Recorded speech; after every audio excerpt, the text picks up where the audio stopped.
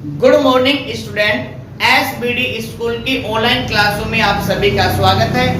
तो बेटा कुछ समय से जो हमारी क्लासें हैं वो प्रॉपर रूप से नहीं हो पा रही थी, यानी कि कुछ लंबा गैप आ चुका है। अब आज से आपकी जो क्लासें हैं वो रेगुलर रहेंगी। अब बीच में गैपिंग आने की वजह से जो ये चैप्टर है ये कुछ धुंधला सा हो चुका है, यानी कि कुछ इसके टॉपिक भूल चुके हैं। तो आज के लेक्चर में हम क्या करेंगे, जो हमने 10th क्लास केमिस्ट्री का एक चैप्टर स्टार्ट कर रखा था जिसका नाम रासायनिक अभिक्रिया एवं समीकरण है, हम सिर्फ आप उसको क्या करेंगे, रिवाइज करेंगे। क्लियर है? तो इस पूरे के पूरे लेक्चर में हम क्या करेंगे कि इस चैप्टर को क्या करेंगे, रिवाइज करेंगे। अब सबसे पहले हमारे पास था रासायनिक अभिक्रिया। तो कोई भी रासायनिक अभिक्रिया होती है तो उसमें भाग लेने वाले जो पदार्थ होते हैं उन पदार्थों को क्या कहते हैं, अभिकारक कहते हैं। और जिनमें रासायनिक परिवर्तन होता है यानी कि अभिकारक कहलाएंगे। और रासायनिक परिवर्तन के द्वारा जो नए पदार्थ बनते हैं उन पदार्थों को क्या कहेंगे, उत्पाद कहते हैं। अब किसी भी रासायनिक अभिक्रिया में जो भाग लेने वाले अभिकारक हैं उनको एरो से पीछे लिखा जाता है और जो नए पदार्थ बनते हैं उनको एरो के बाद में लिखते हैं। ये जो एरो है ये रासायनिक अभिक्रिया का क्या है, सिंबल है, जो आपको ये बता रहा है कि रासायनिक अभिक्रिया किस ओर चल रही है। तो रासायनिक अभिक्रिया किस ओर चल रही है भाई, अभिकारक से क्या बन रहे हैं, उत्पाद बन रहे हैं। क्लियर है यहाँ तक सभी को? फिर हमने देखा था इसमें कि जब कोई भी रासायनिक अभिक्रिया होती है तो पदार्थों में कितने प्रकार का परिवर्तन होता है भाई, कितने प्रकार का परिवर्तन होता है, 2 प्रकार का। फर्स्ट कौन सा होता है, भौतिक परिवर्तन, भौतिक परिवर्तन। और सेकंड क्या होता है, रासायनिक परिवर्तन। तो कोई भी जब रासायनिक अभिक्रिया होती है तो उसमें 2 प्रकार का परिवर्तन, यानी कि पदार्थों में 2 प्रकार का परिवर्तन होता है। कौन कौन सा, भौतिक परिवर्तन और रासायनिक परिवर्तन। क्लियर है? अब भाई भौतिक परिवर्तन क्या होता है, ऐसा परिवर्तन होता है जिसमें केवल पदार्थ की भौतिक अवस्था में, जिसमें केवल पदार्थ की भौतिक अवस्था में परिवर्तन होता है, ऐसे या ऐसा परिवर्तन क्या कहलाता है, भौतिक परिवर्तन कहलाता है। जैसे एग्जाम्पल क्या था बेटा, शाबाश, एग्जाम्पल क्या था भौतिक परिवर्तन का? भौतिक परिवर्तन का एग्जाम्पल लिया था हमारे पास जो ठोस है, यानी कि जो बर्फ है। अगर हम बर्फ की बात करते हैं तो बर्फ को अगर हम हीट करेंगे तो ये किस में परिवर्तित हो जाएगा, जल में परिवर्तित हो जाएगा। जल को अगर हम हीट करेंगे तो ये किस में परिवर्तित हो जाएगा, वाष्प में परिवर्तित हो जाएगा। तो बर्फ की अवस्था कैसी है, ठोस अवस्था है। जल की अवस्था कैसी है, लिक्विड अवस्था है। और वाष्प की अवस्था कैसी है, गैसीय अवस्था है। तो इस अभिक्रिया के दौरान, यानी कि भौतिक परिवर्तन के दौरान पदार्थ में किसमें चेंज हो रहा है, उसकी अवस्था में चेंज हो रहा है। भाई बर्फ की अवस्था क्या है, ठोस है।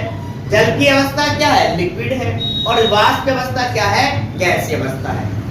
अब अगर हम बात करें इनके रासायनिक संगठन की, तो जब किसी भी पदार्थ में भौतिक परिवर्तन होता है तो उनमें रासायनिक संगठन में कोई भी परिवर्तन नहीं होता। रासायनिक संगठन का मतलब है कि उसका अणुसूत्र, यानी कि वो पदार्थ किस किस से मिलकर बना है। तो भाई जो बर्फ है वो जल से ही मिलकर बना है और जल का फॉर्मूला क्या होता है, H2O होता है। इसी तरह जल का फॉर्मूला H2O और वाष्प भी किसकी है, जल की है, तो इसका फॉर्मूला भी क्या होगा, H2O। तो इनके अणुसूत्र में किसी भी प्रकार का चेंज नहीं हुआ है। तो हम क्या कहेंगे कि भौतिक परिवर्तन एक ऐसा परिवर्तन होता है जिसमें केवल पदार्थ के भौतिक गुणों में यानी कि उसकी अवस्था में परिवर्तन हो सकता है, उसके रंग में परिवर्तन हो सकता है, उसकी गंध में परिवर्तन हो सकता है आदि गुणों में अगर परिवर्तन होता है तो वो कैसा परिवर्तन कहलाता है? भौतिक परिवर्तन कहलाता है। लेकिन भौतिक परिवर्तन में रासायनिक संगठन में कोई भी चेंज नहीं होता है। क्लियर है? फिर नेक्स्ट है रासायनिक परिवर्तन। रासायनिक परिवर्तन में रासायनिक संगठन या रासायनिक गुणों में क्या हो जाएगा? चेंज हो जाएगा। जैसे एग्जाम्पल क्या है? कोयले का दहन। भाई कोयले में क्या प्रेजेंट होता है? कार्बन होता है। दहन का मतलब होता है कि ऑक्सीजन की उपस्थिति में जलाना। अगर हम कोयले को अगर ऑक्सीजन की प्रेजेंस में जलाएंगे तो यहाँ पे एक गैस निकलती है, वो कौन सी है? कार्बन डाइऑक्साइड गैस निकलती है। प्लस में यहाँ पे क्या बनती है? ऊर्जा बनती है। तो यहाँ पे पहले कार्बन अलग था और O2 अलग था, अब नया पदार्थ बना है कार्बन डाइऑक्साइड। तो यहाँ पे रासायनिक गुणों में क्या हो गया? चेंज, मतलब इनके संगठन में क्या हो गया? चेंज हो गया। तो ये हमारे पास दो प्रकार का परिवर्तन था। इसके बाद हमने रासायनिक अभिक्रिया को संतुलित करना सीखा था इसमें, ठीक है।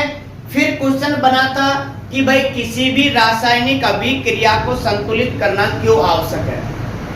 तो वहां पे एक नियम काम करता है, द्रव्यमान संरक्षण का नियम। क्या होता है द्रव्यमान संरक्षण का नियम? भाई वह नियम या इस नियम के अनुसार किसी भी अभिक्रिया में अभिकारकों की जितनी मात्रा होती है उतनी ही मात्रा किसकी होती है? उत्पाद की मात्रा होती है। यानी कि अभिक्रिया के दौरान अभिकारकों और उत्पादों की मात्रा में कोई भी परिवर्तन नहीं होगा, यानी कि दोनों की मात्रा कैसी होती है? समान होती है।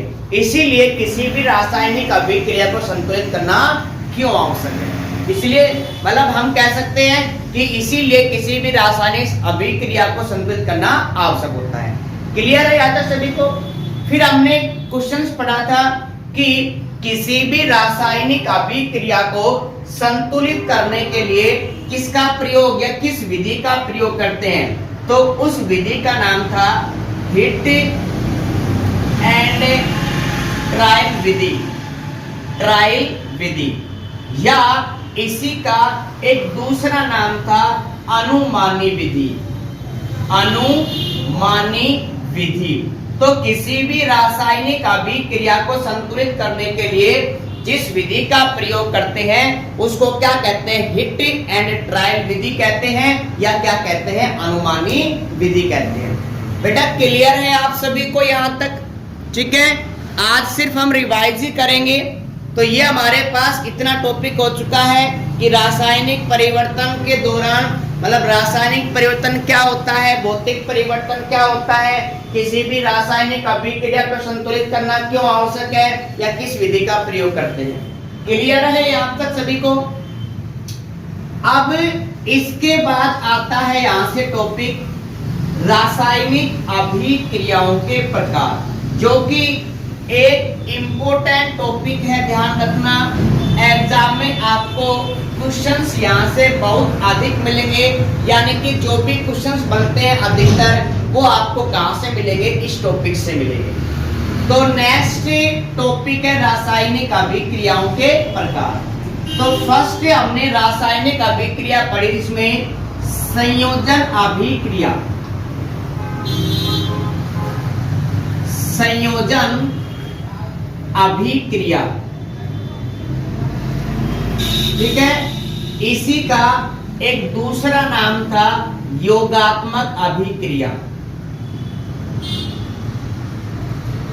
योगात्मक अभिक्रिया।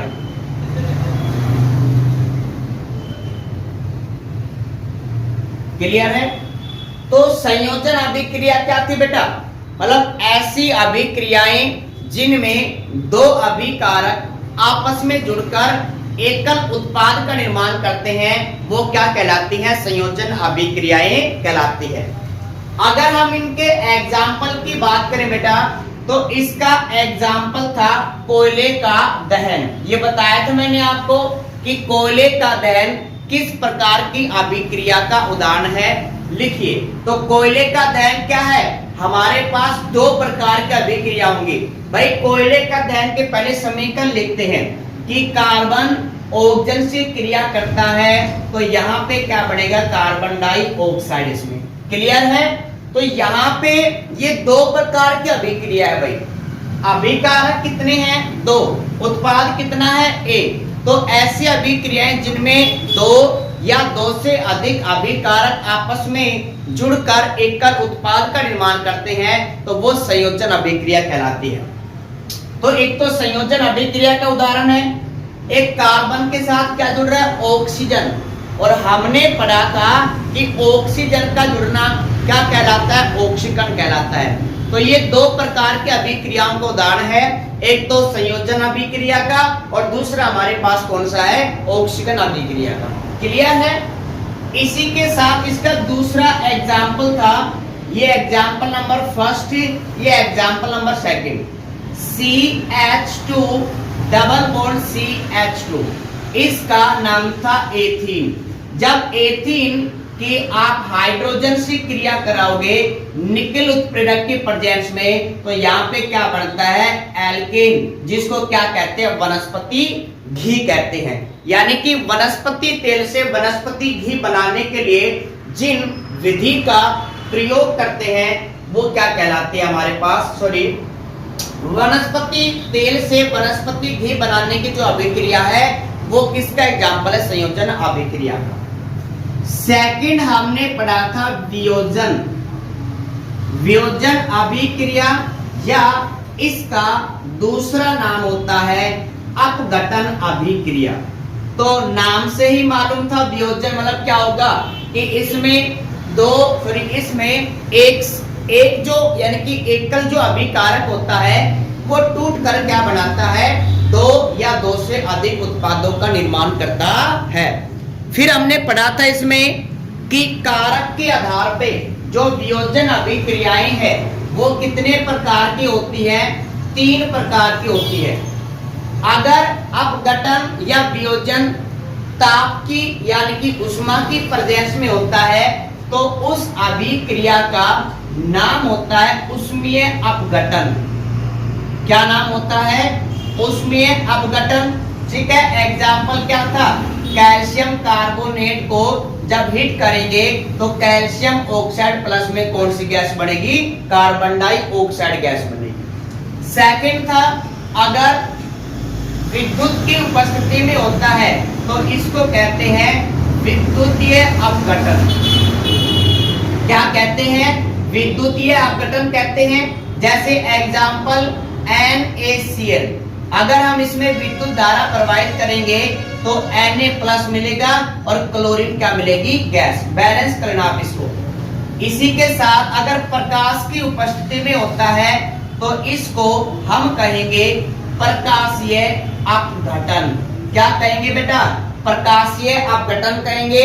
और प्रकाशीय अपघटन का एग्जाम्पल क्या था, जल्दी से लिखो अपनी कॉपी में बेटा। क्या एग्जाम्पल था बेटा, AgCl का क्या एग्जाम्पल था, AgCl। प्रकाश का सिंबल क्या बताया था मैंने, H। तो यहाँ पे क्या मिलेगा, Ag+Cl2। इसको भी क्या कर लेना, बैलेंस कर लेना। फिर हमने डिस्कस किया था रिएक्शन नंबर 3, इसका नाम था विस्थापन अभिक्रिया। विस्थापन अभिक्रिया।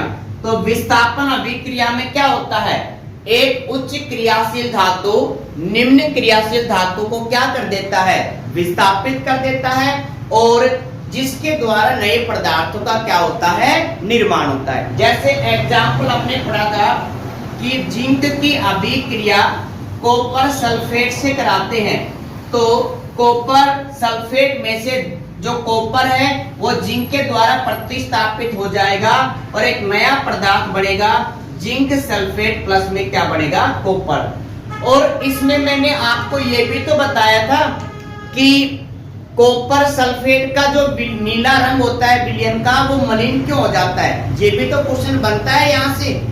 क्लियर है ना, ये भी तो क्वेश्चन बनता है इसमें।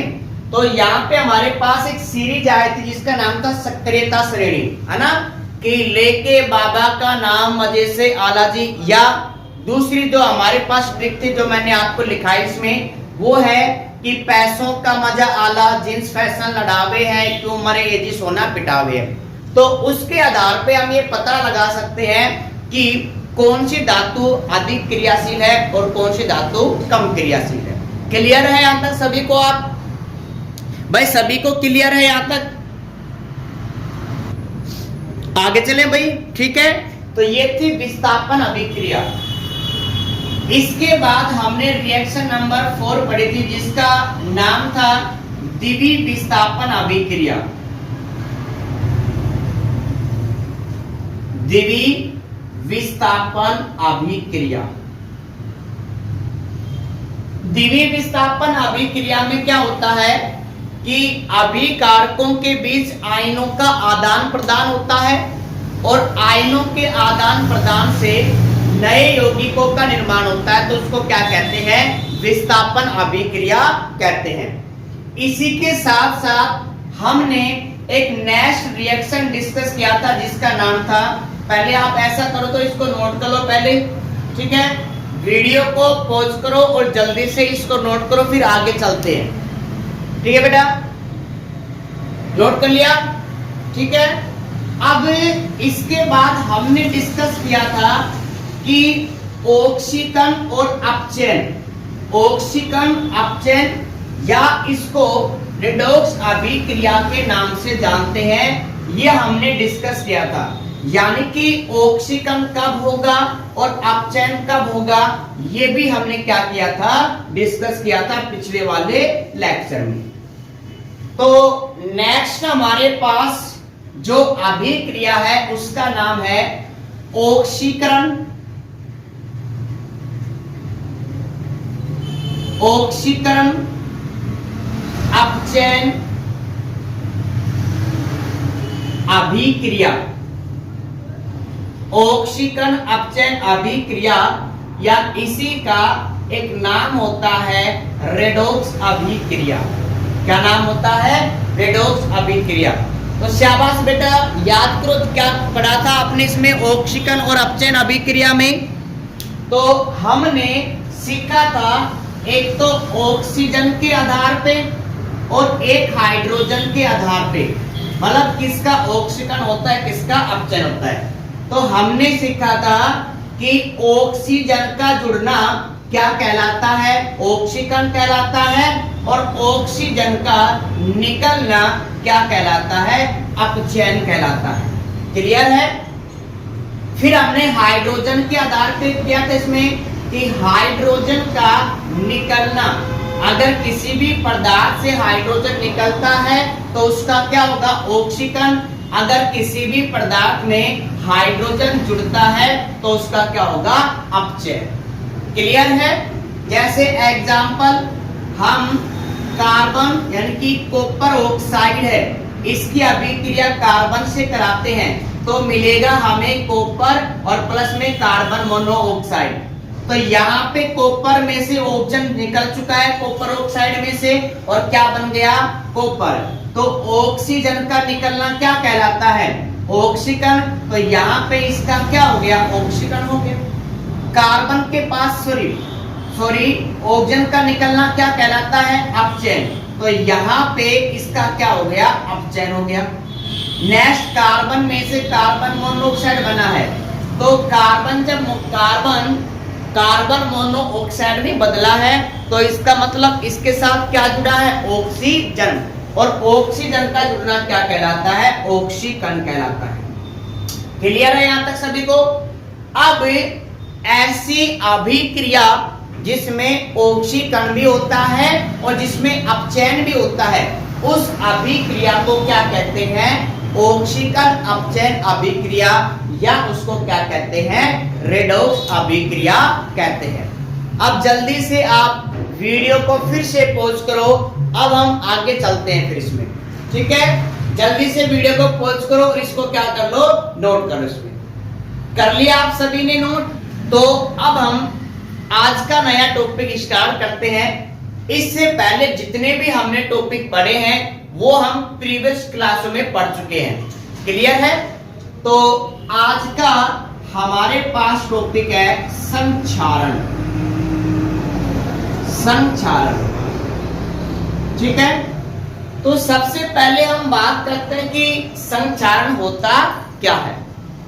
तो संक्षारण की कोई भी जो धातु है, कोई भी जो धातु है वो वायुमंडल में जो आर्द्रता, आर्द्रता का मतलब जो नमी होती है, ठीक है, यानी कि यहां पे कह सकते हैं H2O वगैरह, आर्द्रता का मतलब क्या है? नमी, और ऑक्सीजन से या अम्ल वगैरह से क्रिया कर लेती है, और क्रिया करने के बाद एक अवांछित पदार्थ बनाती है।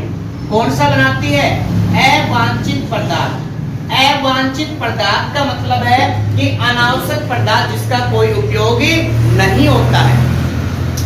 तो किसी भी धातु का वायुमंडल में उपस्थित आर्द्रता, ठीक है, वायुमंडल में उपस्थित आर्द्रता और ऑक्सीजन या अम्ल से क्रिया करके अवांछित पदार्थ बनाने की जो प्रक्रिया है उसको ही क्या कहते हैं? संक्षारण कहते हैं। क्या कहते हैं? संक्षारण कहते हैं। तो परिभाषा क्या होगी बेटा? कि किसी भी पदार्थ का वायुमंडल में उपस्थित आर्द्रता, ऑक्सीजन या अम्ल से क्रिया करके अवांछित यानी कि अनावश्यक पदार्थ बनाने की जो प्रक्रिया है वो क्या कहलाती है? संक्षारण कहलाती है। जैसे एग्जाम्पल सुनना आप सभी कि जो धातुएं होती हैं उनकी जितनी भी वस्तुएं होती हैं वो कैसी होती है? चमकदार होती है। जैसे एग्जाम्पल हम बात करें आयरन, आयरन जैसे साइकिल लेके आते हो आप इसमें, तो उसके जितने भी लोहे के पार्ट हैं वो कैसे होते हैं? चमकदार होते हैं। लेकिन कुछ समय के बाद, ठीक है, जो आयरन है वो क्या करता है? वायुमंडल में से ऑक्सीजन से और नमी से क्रिया करके एक अवांछित पदार्थ बनाता है, और इस अवांछित पदार्थ को क्या कहते हैं? जंग कहते हैं। कहते हैं भाई लोहे पर क्या लग गई? जंग लग गई। क्या उसका कुछ यूज होता है किसमें? भाई जंग का कोई भी यूज नहीं है। क्लियर है? तो ये जो पदार्थ है यानी कि जो जंग बना है इसे क्या कहेंगे हम इसमें? यानी कि इस प्रोसेस को क्या कहेंगे? संक्षारण। तो लोहे पर जंग लगना एक संक्षारण का क्या है? एग्जाम्पल है। क्लियर है? ऐसे ही होता है इसमें भाई, साइकिल लेके आते तो आप बरसात के मौसम में बाहर खड़े कर देते हो, तो बरसात का मौसम का मतलब क्या है? नमी है। बरसात होती तो जल ही तो है उसमें, और ऑक्सीजन से क्रिया कर लेता तो क्या बनाता है? जंग बना देता है। तो यहाँ पे जो जंग बनता है यानी कि जो लोहा है उसमें जब जंग लगती है तो उसका एक विशेष प्रकार का क्या होता है? रंग होता है। कैसा होता है भाई? लाल भूरा रंग होता है। यानी कि जो जंग है उसका रंग कैसा होता है? लाल भूरा रंग होता है। तो इसी तरह और भी धातुएं होती हैं जो वायुमंडल में इन कारकों से क्रिया कर लेती हैं, और क्रिया करने के बाद उनमें एक अवांछित पदार्थ बनता है। अब हम कैसे पता लगाएंगे भाई? तो जब किसी भी धातु का संक्षारण होता है तो उसके रंग में क्या होता है? परिवर्तन हो जाता है। जैसे एग्जाम्पल, अगर हम चांदी की बात करें, सुना ध्यान से, अगर हम चांदी की बात करें तो वो भी संक्षारित होती है। याद करो, चांदी पर अगर संक्षारण होता है तो क्या होता है उस पे? भाई जो चांदी के जो आभूषण है या जो बर्तन है वो काले पड़ जाते हैं। देखा होगा आपके जो मम्मी है उनसे पूछ रहे, इसमें जो चांदी वगैरह वो क्या होती है? काली पड़ जाती है। ऐसा क्यों भाई? क्योंकि जो चांदी है वो वायुमंडल में नमी से और ऑक्सीजन से क्रिया कर लेती है, और वहां पे क्या होती है? एक काले रंग की परत बना लेती है। क्लियर है? इसी के साथ साथ अगर हम बात करें तांबे की, अगर हम बात करें तांबे की, तो तांबे में क्या चेंज होता है भाई? आपके घरों में जो मंदिर है उसमें तांबे का लोटा होता है, ठीक है, तांबे का क्या होता है, लोटा होता है, तो उसमें क्या चेंज आता है मुझे ये बताओ। देखा है ना, उसके ऊपर एक हरे रंग की काई जमा यानी कि परत जमा हो जाती है, ऐसा ही तो होता है। आप ध्यान से देखना इस चीज को। तो तांबे का अगर संक्षारण होता है, अगर तांबे का संक्षारण होता है तो उसके ऊपर हरे रंग की क्या होती है, परत जमा हो जाती है।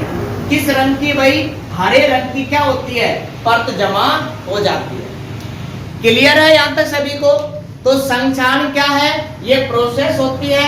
इसी तरह आपको एक एग्जांपल देखा होगा इसमें आपने, जैसे आईना होता है हमारे घरों में, अगर जब नया लेके आते हैं तो उसमें चेहरा कैसा दिखता है, अच्छा दिखता है, साफ साफ दिखता है, यानी कि सुंदर दिखते हो आप इसमें। लेकिन अगर वो आईना काफी समय के बाद देखते हो तो आपको धुंधला महसूस होता है, वहां पे होता है। ऐसा क्यों, क्योंकि जो आपके पास शीशा है, जो आईना है, वो भी क्या करता है, वायुमंडल से संचारित हो जाता है। क्लियर है, वायुमंडल में जो आर्द्रता है, नमी है, वो गैस से उनसे क्या होता है, संचारित होता है। तो ये हमारे पास टॉपिक था संक्षारण। अब हमें पढ़ना है संक्षारण से बचाव। आखिरकार संक्षारण से कैसे बचाव करते हैं। तो आप आपके घरों में जो गाटर लगे हुए हैं लोहे के, आप उनको कैसे बचाते हो, जंग लगने से कैसे बचाते हो भाई, पेंट करके बचाते हो ना। तो हम लोहे की वस्तुएं पर या अन्य वस्तुओं पर पेंट करके हम उनको क्या करते हैं, संचारित होने से बचाते हैं। इसी के साथ साथ जो बड़े मशीनें वगैरह होती हैं, वहां पे क्या करते हैं, वहां पे ग्रीस वगैरह का प्रयोग किया जाता है, यानी कि उनके पार्ट में ग्रीस लगा देते हैं, जिसकी वजह से वहां पे संक्षारण की प्रक्रिया क्या होती है, रुक जाती है। क्लियर है। अब इसी के साथ कल के लेक्चर में हम पढ़ेंगे कि जो हमारे पास चिप्स वगैरह के जो पैकेट होते हैं, उनके अंदर कौन सी गैस भरी होती है और क्यों भरते हैं। क्लियर है। तो आप कहते हैं 5 रुपए के पैकेट में इतनी तो गैस दे दी, बाकी हमें थोड़े से चिप्स मिले हैं। क्लियर है ना। तो ये क्यों भरते हैं, ये हम पढ़ेंगे नेक्स्ट वाले लेक्चर में। इसी के साथ साथ आप सभी जितने भी टॉपिक है उनको अच्छे तरीके से पढ़ के आना, क्योंकि कल हम प्रीवियस ईयर के क्वेश्चंस यानी कि पिछले साल जो क्वेश्चंस हैं उनको क्या करेंगे, डिस्कस करेंगे। क्लियर है बेटा। तो अगर आपको वीडियो अच्छी लगी है, टॉपिक समझ में आया है, तो आप वीडियो को लाइक करें बेटा जल्दी से जल्दी। ठीक है बेटा, थैंक यू।